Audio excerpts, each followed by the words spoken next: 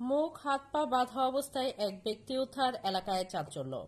নাটোর-নওগাঁ আঞ্চলিক মহাসড়কের নলডাঙ্গার মাধনগর এলাকায় এক অদ্ভুত ঘটনায় মুখ হাত পা বাঁধা অবস্থায় জীবিত এক ব্যক্তিকে উদ্ধার করেছে স্থানীয়রা।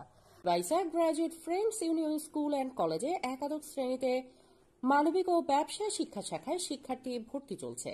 বুধবার সকালে সড়কের মাঝখান থেকে ওই ব্যক্তিকে দেখতে পায় পথচারীরা। দ্রুত তারা এগিয়ে গিয়ে তাকে উদ্ধার করে এবং বিষয়টি পুলিশকে জানায়। উদ্ধার হওয়া ব্যক্তি নিজের নাম বাবু বলে জানিয়েছেন এবং জানান তার বাড়ি নীলফামারীর সৈয়দপুর থানায়। তিনি পেশায় একজন ঝালমুড়ি বিক্রেতা। তার দাবি, তার সঙ্গীরা তাকে পরিকল্পিতভাবে হাত পা বেঁধে সড়কের মাঝে ফেলে রেখে পালিয়ে গেছে। নলডাঙ্গা থানার officer in charge OC Rafiqul Islam বলেন, প্রাথমিক তদন্ত চলছে, প্রয়োজনীয় আইনগত ব্যবস্থা গ্রহণ করা হবে। এই ঘটনায় এলাকা জুড়ে চাঞ্চল্যের সৃষ্টি হয়েছে। ঘটনার প্রকৃত কারণ উদ্ঘাটনে পুলিশ তদন্ত শুরু করেছে।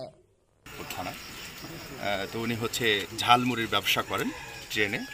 এতে ওনার বক্তব্য অনুপাতে যে ওনার সাথে যে হকার বিন্দুগুলো থাকে বা ছিল, তাদের মধ্যে থেকেই 2-3 জনে এই কাজগুলি করছে। ওনার হাত পা বেঁধে অজ্ঞান করে এই রাস্তার মিডিলে ওনাকে রেখে গেছে।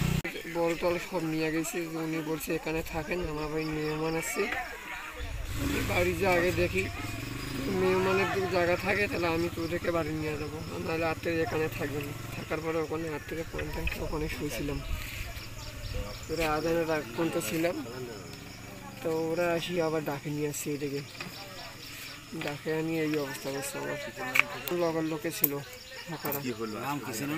নাম জানি, একটা নাম ছিল রাজু, একটা নাম সুমন। আমাদের বাড়ির চলেন বাড়ি কত নিয়ে এইদিকে নিয়ে গেছিল আন দিয়া, কিছু বলতে পারি না।